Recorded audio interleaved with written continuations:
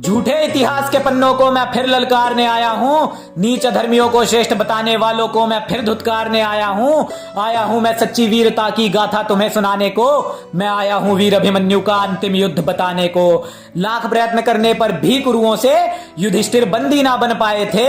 इसी चिंता से भ्राता दुर्योधन द्रोण समक्ष रोआं से होकर आए थे। द्रोण कहे, सुनो दुर्योधन, मैं सदा प्रिय तुम्हारा चाहता हूँ, पर सब्यसाची के रहते धर्मराज को बंदी बना नहीं पाता हूँ। कृष्णार्जुन रण में वीरभद्र से विध्वंसक युद्ध किया करते हैं, और जिसकी रक्षा स्वयं पार्थ करे उसे देव दैत्य गंधर्व भी बंदी बना नहीं सकते हैं।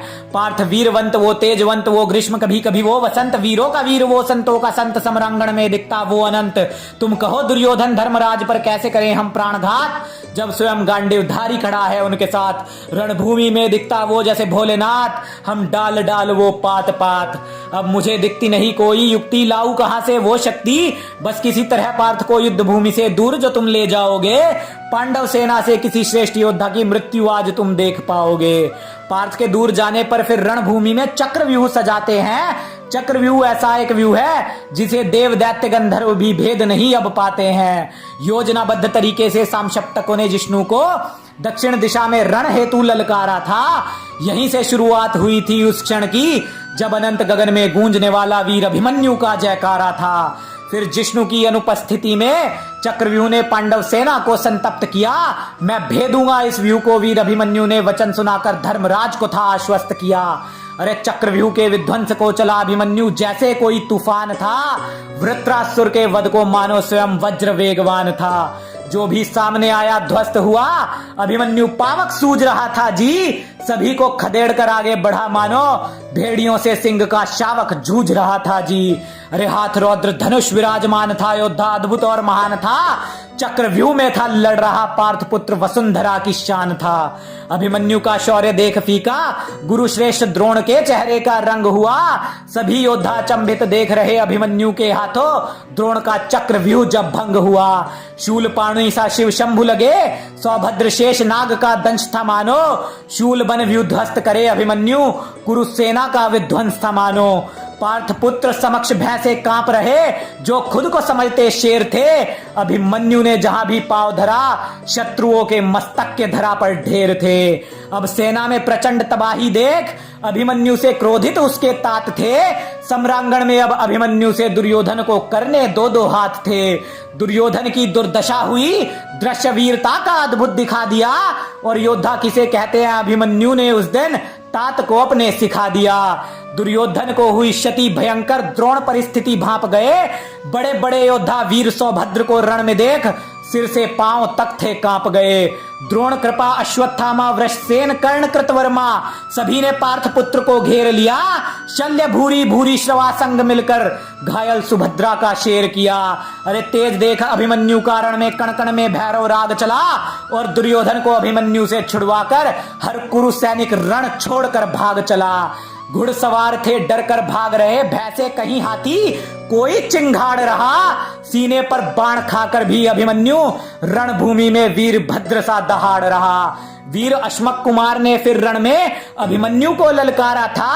अभिमन्यु के 10 बाणों ने रथ ध्वस्त किया, और अश्मक पुत्र का शीश भी धड़ से उतारा था।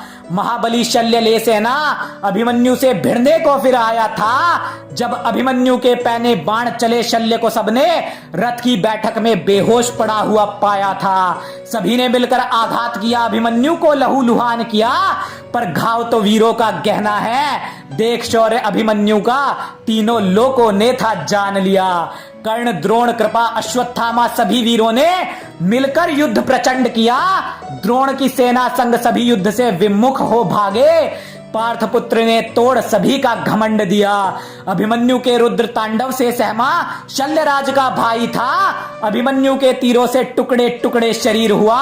शल्यराज का भाई भी धराशायी था। चीख पुकार रही सेनाएं, बड़े बड़े योद्धा तक थर्राए थे। देख अपने श्रेष्ठ शिष्य के पुत्र का शौर्य, गुरु द्रोण भी मन ही मन हर्षाए थे। अरे द्रोण कहें इस श्रेष्ठ वीर का रण कौशल मैं देख देख हर्षाता हूं। इस जैसा कोई महायोद्धा ना मैं देख धरा पर पाता हूं।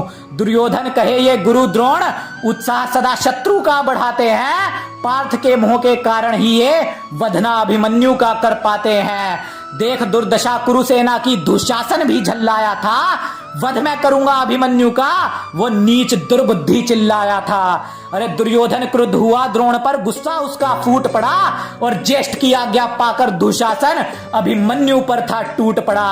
अभिमन्यु के तीरों के आगे दुशासन की एक नहीं चल पाई थी। पीड़ा हुई शरीर छलनी हुआ, दुशासन को भी मूर्छा रणभूमि में आई थी। अरे दुर्योधन ने देख भाई की हालत, राधे कर्ण को था आदेश दिया, जाओ युद्ध करो इस अभिमन्यु से जिसने रुद्र की भांति चक्र व्यूह में प्रवेश किया। अरे प्रचंड वेग से बाण चले, वीरों में वीर दो लड़ बैठे। कर्ण अभिमन्यु सम्रांगण में गरजे, सूर्य और चंद्र मानो आपस में थे बिड़ बैठे। राधे कर्ण खड़े बेबस बेचारे, अभिमन्यु के समक्ष लहू लुहान थे। अर्जुन के बालक के आगे पस्त हुए और खुद को कहते अर्जुन से बलवान थे। विदीर्ण कवच कर्ण का हुआ, अभिमन्यु समक्ष काल खड़ा थर्राया था। भाई की खातिर अभिमन्यु से लड़ने राधे कर्ण का भाई साथ रणभूमि में आया था। अरे रणभूमि में अभिमन्यु ने कर्ण को अद्भुत वीरता का दृश्य दिखलाया था। धन्य हुआ कर्ण का भाई जो पार्थ पुत्र के हाथों वीर गति को पाया था। समस्त योद्धाओं से अकेला जूझता अडिग वीर अभिमन्यु ना थका, और श्रेष्ठ धनुर्धन होने की डींग मारता था जो पार्थ के छोटे से एक अंश से अपना भाई भी ना बचा सका। अपने समक्ष भाई का वध देखा, शोक अंगराज को उठाना पड़ा, पर अभिमन्यु का प्रचंड शौर्य देख कर्ण को रण से पीठ दिखाकर जाना पड़ा। पर अभिमन्यु का प्रचंड शौर्य देख कर्ण को रण से पीठ दिखाकर जाना पड़ा।